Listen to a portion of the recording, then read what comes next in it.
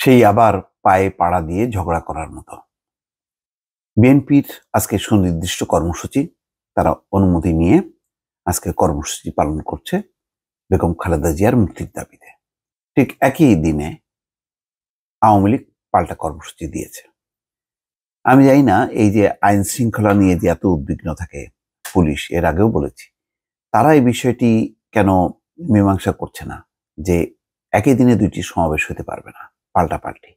এই ধারা যদি তারা রোধ করতে না পারে তাহলে উত্তেজনা বাড়বে।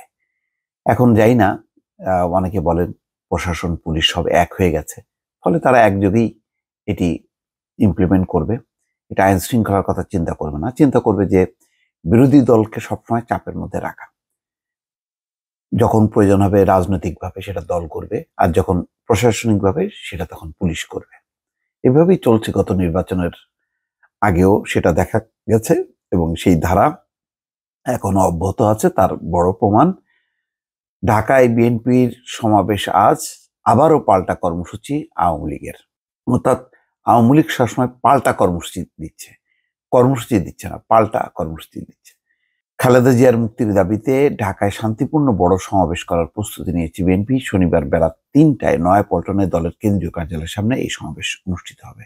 প্রায় ৮ মাস পর দলীয় প্রধানের মুক্তির দাবিতে বিএনপি এই কর্মসূচি নিয়েছে। সমাবেশে ঢাকা মহানগর ও জেলা ছাড়াও আশেপাশের জেলা থেকেও নেতাকর্মীরা যোগ দেবেন বলে দলীয় সূত্রে জানা গেছে। এদিকে একই সময় রাজধানীর বঙ্গবন্ধু এভিনিউতে আওয়ামী লীগ পাল্টা কর্মসূচি দিয়েছে। দলের ৭৫তম প্রতিষ্ঠাবার্ষিকী উপলক্ষে তারা শনিবার বিকেলে বঙ্গবন্ধু এভিনিউতে দলীয় কার্যালয়ের সামনে আলোচনা সভা করবে। আওয়ামী লীগের সাধারণ সম্পাদক এবং সড়ক ও সেতু মন্ত্রী ওবায়দুল কাদের এতে প্রধান অতিথি থাকবেন। সংশ্লিষ্ট সূত্র বলছে, আওয়ামী লীগ হঠাৎ করেই শুক্রবার বিকেলে আলোচনা সভার কর্মসূচি ঘোষণা করে। প্রতিষ্ঠার প্লাটিনাম জুবিলি উপলক্ষে এই কর্মসূচির আয়োজন করা হলেও এই বিষয়ে আগে থেকে কোনো সিদ্ধান্ত ছিল না বলে দলীয় সূত্র বলছে। বিএনপি খালেদা জিয়ার মুক্তির দাবিতে গত বুধবার ৩ দিনের কর্মসূচি ঘোষণা করে। এর মধ্যে ঢাকায় শনিবার সমাবেশ ছাড়াও আগামী ১ জুলাই সব মহানগর ও ৩রা জুলাই সব জেলায় সমাবেশ হবে। দলটির এই কর্মসূচি ঘোষণা ২ দিন পর আওয়ামী লীগ বরাবরের মতো আবারও পাল্টা কর্মসূচির ঘোষণা দিল। মৌখিক অনুমতি বিএনপিকে। বিএনপি ও ঢাকা মহানগর পুলিশের দায়িত্বশীল সূত্র বলছে, শনিবার নয়াপল্টনে সমাবেশ করার জন্য বিএনপিকে মৌখিকভাবে অনুমতি দিয়েছে পুলিশ। কিছু শর্তের কথা উল্লেখ করেছে, সমাবেশের আগেই লিখিত অনুমতিও দেওয়া হবে। যাই হোক, কিন্তু এই যে রাজনৈতিক পরিস্থিতি পাল্টাপাল্টি, এটা কেন? আওয়ামী লীগের তাদের প্রতিষ্ঠাবার্ষিকী উপলক্ষে তাদের যে নির্ধারিত কর্মসূচি আছে সেই কর্মসূচিটা করলেই তো যথেষ্ট। এই যে উত্তেজনা তৈরি করা, যে উত্তেজনার পরিণাম যে ভালো না, সেটি কত নির্বাচনে দেখা গেছে। কি হয়েছে?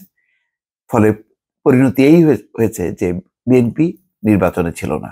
তো বিএনপি নির্বাচনে না থাকায় কি হলো?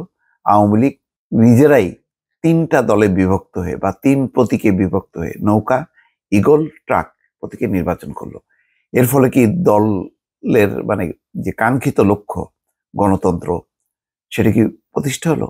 না, প্রতিষ্ঠা তো হলো না, বরং দলের মধ্যে নানান রকম আভ্যন্তরীণ ক্যাচাল বিরোধ চলছে, যেটি শেষ কোথায় কেউ বলতে পারে না। দর্শক ভালো থাকবেন। আল্লাহ হাফেজ।